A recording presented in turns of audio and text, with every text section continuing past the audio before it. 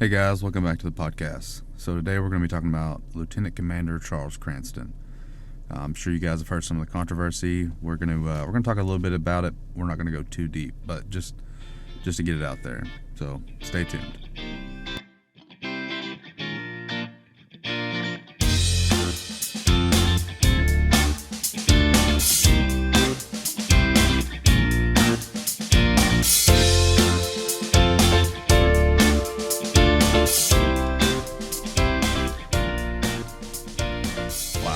So, I just recorded this whole podcast, and for whatever reason, my recording tool just stopped.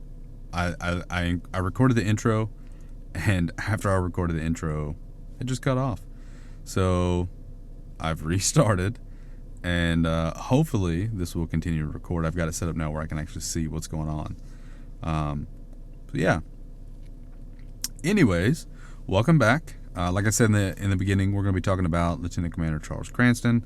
I don't know that we're going to go too deep, but there's a few topics that we'll talk about, and that's the controversy of cover-ups, especially when it comes to any type of khaki, when it comes to issues like this in the Navy. I can't really speak for other branches, but hey, if you guys have stories, come on, let's talk about it. Talk about the Master Arms memes page, which kind of cover this story, and then we'll also talk about the Master Arms page. There may be some other topics thrown in there. This is more of a rambling rambling podcast. So we'll kind of see what happens. I don't remember everything I said. Hopefully I get it all back in there. I feel like it was a pretty decent episode, but yeah. So first things first, let's talk about what's going on with Lieutenant Commander. So he was arrested, and he's being held without bail. So his charge is sex trafficking. Now I looked up his charge, and you can find it on I believe it's Henrico County. I don't remember, it's the Virginia website, but you can Google it and it'll come right up, and you can search him. And the statute, when you read it, it says that it's for sex trafficking with intent to receive money. And then the actual statute, which is I'm trying to remember this off the top of my head. I think it's 135 tac 62 or something like that, or 162 tac 35. I don't remember exactly, but when you read the statute, when you find it online, you read it, and basically the way it reads is one of two ways. Either A, you're prostituting yourself and you're receiving money, or B, you are coercing someone to prostitute themselves to receive money for sexual acts, right? So prostitution. So it reads as either though he was a prostitute or was he a pimp. That's kind of what I understood. Now, I'm not a lawyer. I'm just some dumb MA, and you can kind of take of this what you want. Look it up, read it for yourself. There's 5 different incidents underneath that's covered in that article. The first one is the one that I was talking about. The other ones starts talking about minors and things like that. So I don't know exactly which one he's being charged with. It just gives the general number. It doesn't give the letter that goes along with it so you can see which one it is. So moving on from that, he's being held without bail. His next hearing date is December 10th, and I guess on December 10th we'll find out more information. Now the thing is, we don't know what actually happened, right? The sheriff's office, the NCIS, the local precinct for whatever that's covering this case hasn't really put out a statement, and the initial information was passed by people online. At least for me, when I first discovered it, I opened up my phone, getting ready to go to work, doing a little initial Facebook scroll. And one of my friends that posted about it, they posted his mugshot and the sheriff's office information. So it was his mugshot and then when he was charged and so on. That, to me, I was like, whoa, what in the hell? So I started looking into it. So me and this person, we'd actually served under him in a foreign country. He was our secco. Now, at the time, I didn't really have any interaction with him. I was kind of partially removed, I guess you could say, from security department. So I didn't really have any interaction with him. So I can't speak to what kind of person he is. But that's the other thing is I'm not here. I don't have an opinion one way or the other specifically about him. And so we're not here to determine whether or not he's guilty. I'm just here to talk about kind of the overview of what's going on and what I've seen online. And maybe some general opinions, but like I said, whether he's guilty or innocent, I have no idea. So moving forward to the Master Arms page. Well, after I saw this information posted on Facebook, I began looking around and then saw it popping up on the Master Arms page. Well, things were posted about him on the Master Arms page. It was his mugshot and some other things. And mind you, this is all public information. Anyone can look this up. And people were commenting and they were saying, oh, this dude, he's a piece of shit. He, he's always been super creepy with female sailors and this, that, and the third, and all kinds of stuff. So a lot of it was derogatory. Some of it was more professional than others. And what we began to see, comments being deleted, then comments being turned off, and then the posts altogether being deleted. And no one really knew what was going on. So that's when we start talking about the admins of this U.S. Navy Master at Arms Facebook page. It is a private Facebook page. It's run by Master at Arms or security officers. And one of the individuals reached out to the group administrators, and basically the response he got was, "Hey, listen, I'm a senior secco. We want to keep things accountable and professional on this page. We don't want people getting blasted, blah blah blah." This guy was like, "Okay, so why are you trying to sweep it under the rug?" And he's like, the guy responded, he said, "There's no sweeping. We're not trying to sweep this under the rug. We just, we want it to be professional." He said, "Okay, so put the post back up and turn commenting on." And they went back and forth for a little bit. Finally, they agreed to put the post back up, turn on commenting. And so he said, "I need you to do me a favor. If you see any issues, report it to us, because we've gone through and reported some issues that have been brought up to us and got things resolved." He said, I am still an active duty secco, so I do take these things seriously and try to get them corrected." So they put the post up and they turn on commenting. The guy says thanks, and that's kind of it. Now there are other administrators. So the one we just talked about, he claims to be a secco, a security officer, and he's still on active duty. Then you have a couple more that I believe are active duty enlisted security personnel. Then you have a couple that are prior enlisted civilians now, and one of them in particular is going to law school. And each one of them have kind of made their own posts and talked about things and what they see and what they think.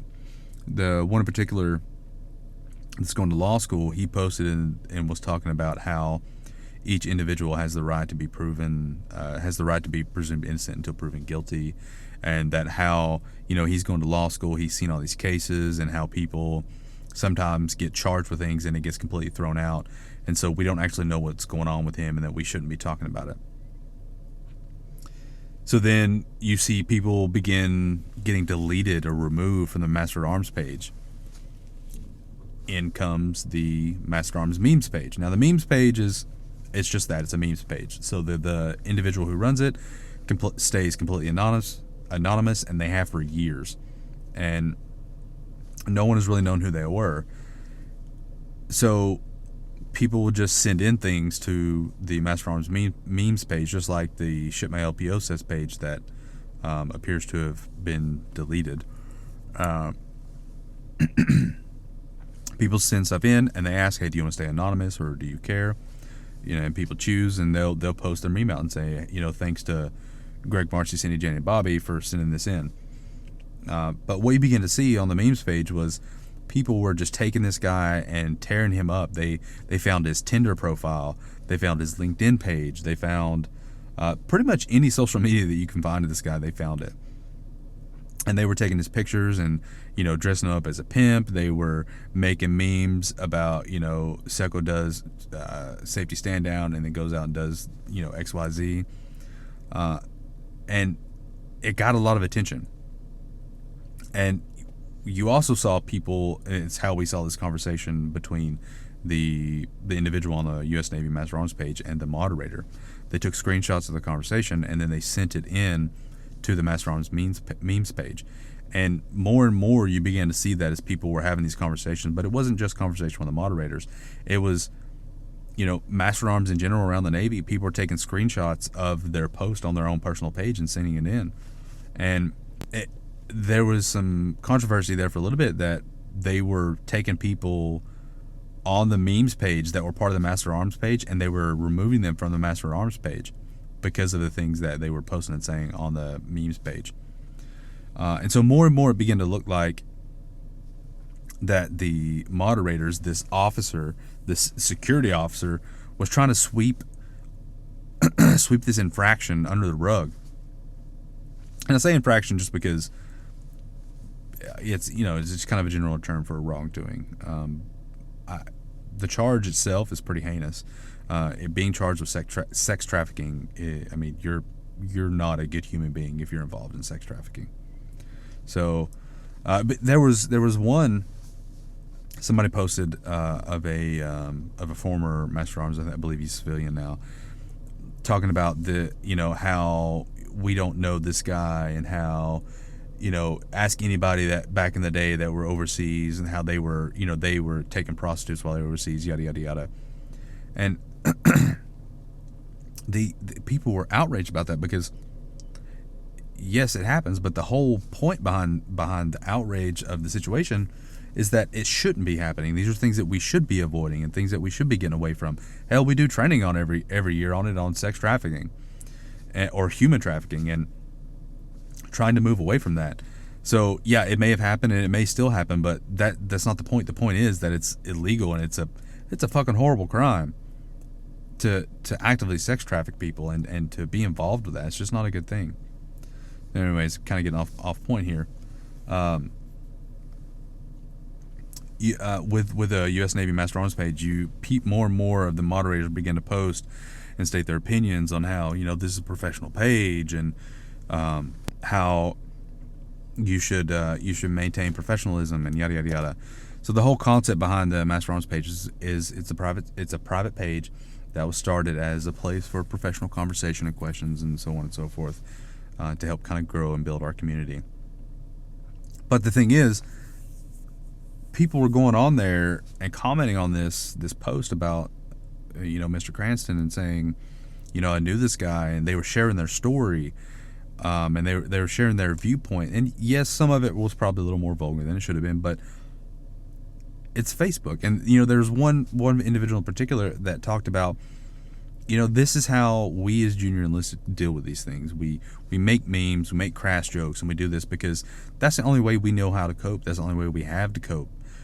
Because what happens is you get these khakis and they sweep things under the rug and they hide things, or they get a slap on the wrist.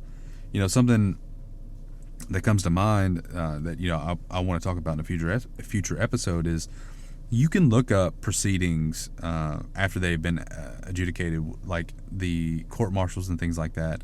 And there's a couple in particular that I remember reading, and I don't remember what the crime was, but it was fairly serious. And basically, these officers, after the disciplinary hearing and the trial was over, and they posted the findings and what happened, essentially these guys were found guilty. There was 2 cases.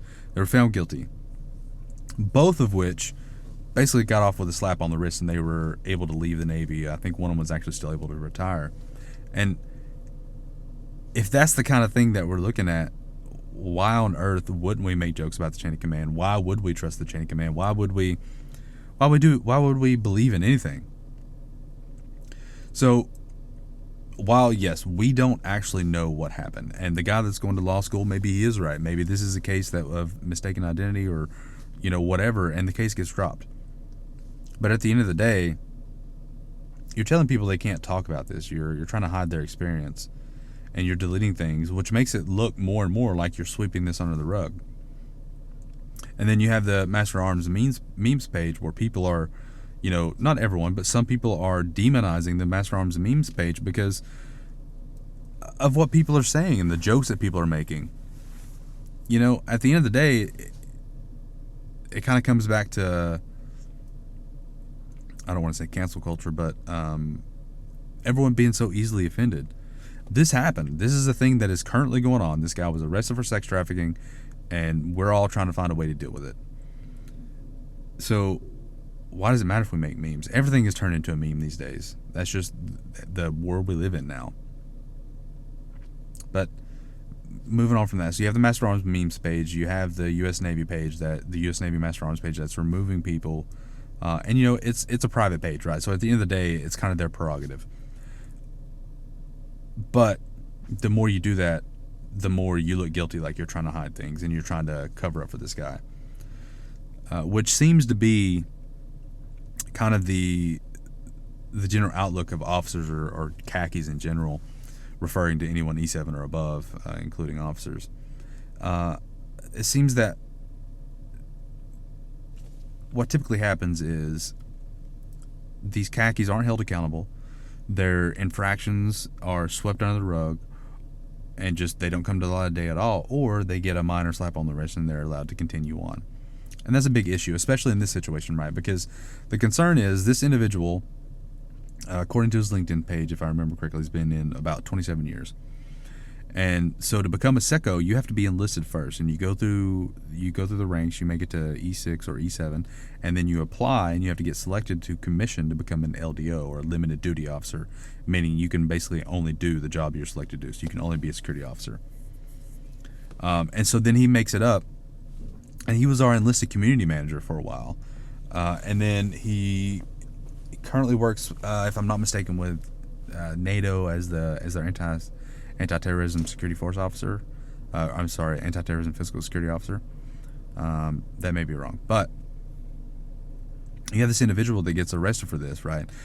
And he's not just some officer. He's not just some khaki. His job is security. So he is supposed to uphold the law. He is supposed to train sailors with our job to do this. And yet you have him getting picked up and charged with possible sex trafficking. So you can kind of see why the Master Arms community would be outraged by this. You know, we see these cases all the time, and we don't always get to see the follow-through of it. That's more on the legal side, but the legal men get to see all these cases as well. And so, you know, of course we're going to be up in arms, and we're going to want to hold this guy accountable, because if it was one of us got charged with that, they would throw the literal book at us, and they would probably put us under the jail. Like it's the difference between what happens with enlisted and officers. It's insane. So, of course, our community is outraged. We want to see this guy held accountable, and we want to see his indiscretions be brought to the light of day. And the big concern for everybody is this is going to be one of those things that gets swept under the rug. Now, for me, I don't necessarily think that that's going to happen, right? You know, he's being held in jail without bail. Typically what happens, it's kind of one of two scenarios when a sailor has to go to jail. So if you're out in town, and let's say you get a DUI and they take you to jail, one of two things happens. Option A, you have a nice chain of command, we'll say, and you use your leave days as your jail time. And then obviously you still have to go to captain's mast and all that good stuff once you come back from that jail time. Option B is they don't say it's your leave time, and you get marked as UA or one of these other things. Like, you know, it could possibly be mission ships movement, which is a big thing. So all of that, which means when you do come back and you go to captain's mast, it's just going to be even worse. And speaking of captain's mast, when you go to captain's mast, there doesn't need to be any evidence. It's non-judicial punishment, so it's basically everything at the captain's discretion. And now I'm not saying that a captain's going to ignore evidence, but I've heard stories of captains doing just that. Again, that's story, it's hearsay, that's, you know, whatever. But at the end of the day, it's at the captain's prerogative to choose what he wants to do. And so, obviously, this guy, he's not going to go up to a captain. This is probably going to be an actual court-martial case, or go up to like a admiral's mast, I guess is what you would call it. But again, if it's NJP, which is different from a court-martial is an actual legal proceeding. So if you ever have to go up for captain smash, you need to immediately request court-martial, because then they have the burden of proof of evidence, or I don't know, I'm messing that up, I'm a little tired.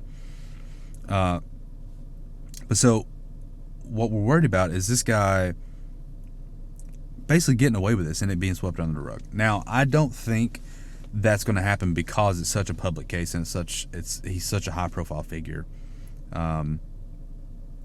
What I'm worried about is lack of transparency, because especially us as the master arms community, you know, we tend to hold ourselves to a higher standard, right? So you shouldn't be out doing these things, especially something as bad as sex trafficking, right? This is very illegal, and it's something that we do training on every year. So we want to see this guy be held accountable. Now, what we need to see from the Navy is the Navy needs to make some statements. They need to be very transparent about the process.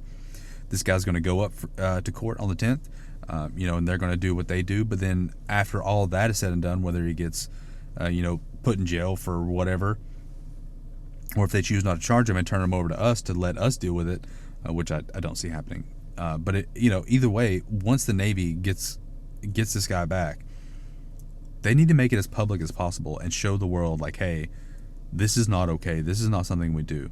Because if it turns out to be a slap on the wrist, basically, let's say he does his jail time. Let's say he gets put in jail for 5 years. I mean, I don't know what the actual charge is. I know that, it's a different felony for whatever the article says.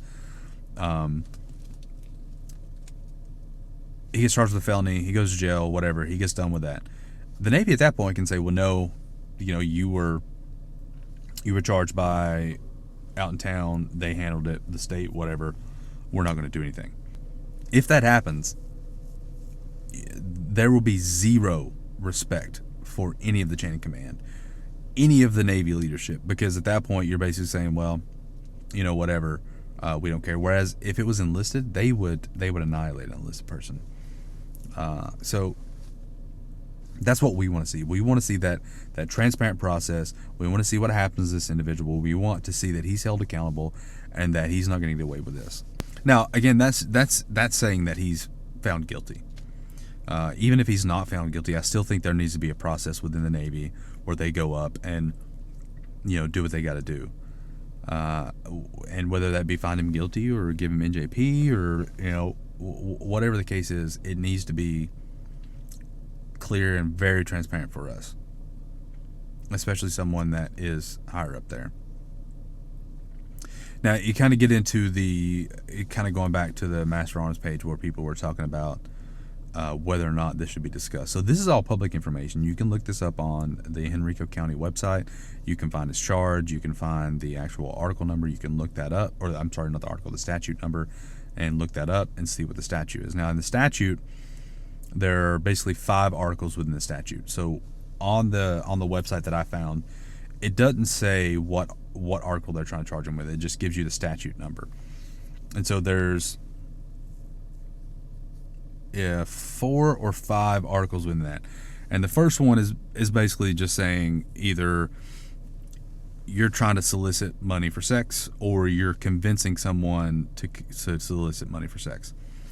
And that's kind of what I'm thinking. Now, there is another article in there that kind of talks about doing that with a minor, and that's a higher level felony. So right now, we don't really have that information. We don't know what's going on. And there have been some rumors and talks and different posts about him possibly being involved with, sex trafficking a minor. I don't know. At this time, we don't know. And we don't even know if it's true or not. So I'm not trying to defend him, but I'm also not trying to bash him. I'm trying to be very middle ground with this because I don't know the guy and I don't know what happens. And, obviously we hear about cases that were wrong and people are on death row and they come to find out the information was incorrect. So I don't know. We'll have to see what happens. But the question is, what information should be put out there for the public and what should we be allowed to discuss? Some people were saying that, he's an officer, you need to, regardless of what's going on, he's still an officer, you need to treat him with respect, so on and so forth. And then there's the other side where like, no, this guy's a piece of shit. He's involved in sex trafficking. So it's kind of a touchy subject, especially for a lot of people. And it's public information. That's for me, that's the big thing, is it's all public. You can see what's going on. Now, as far as the way we discuss it, I don't think that just straight up bashing the guy, I don't think that's the way to go. But I do think that people should be able to tell their stories, and if they have interactions with this individual where he was, being inappropriate towards female sailors or male sailors or whatever, that's information that should be put out there, and that should be well known. And I don't think that anything negative should come of that, because it's a real experience. It's something that somebody had to deal with. And one of the issues that we have, especially when it comes to any kind of sex crime in the military, is that you see things all the time that get swept under the rug. I mean, I saw a case play out, and the person got off, and you could see the heartbreak and the absolute destruction of the accuser. And it's like, you hear about all the time people not reporting, or cases not being properly tried, and that's an issue within the military that we face. And I don't know how we fix that, but it's something that's an ongoing battle that I know people are addressing. And so I don't want to see that happen to this guy. I don't want to see him get falsely accused, but I also don't want to see him get released when the evidence is clearly there, or the proof, the proof is in the pudding, as they say. And I go back and forth. So really my question for you guys is, what do you think? What do you think about how people are discussing this? What do you think about the Master Arms page removing people? What do you think about the memes page sharing all these memes about this officer? Where do you stand on this? At the end of the day, that's a very important thing.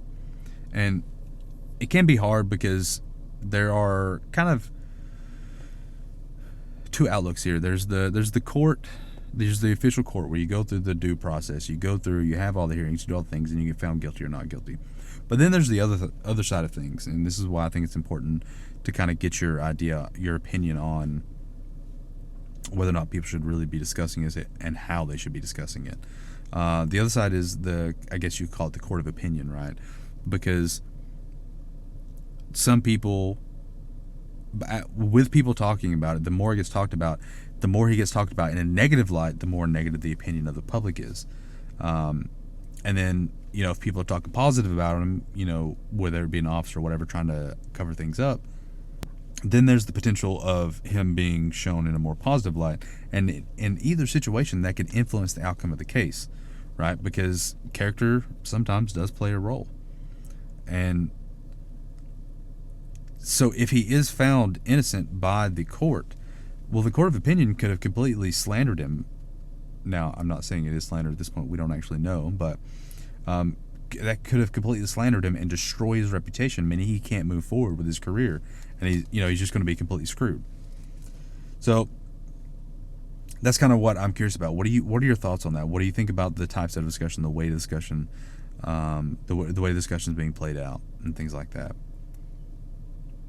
At the end of the day, here at the Enlisted Point of View, we're trying to build a community, and we want to hear your viewpoint.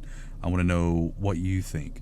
If you have a story to share, and it doesn't have to be Navy, it can be Army, Air Force, Coast Guard, Marines, Space Force, whatever.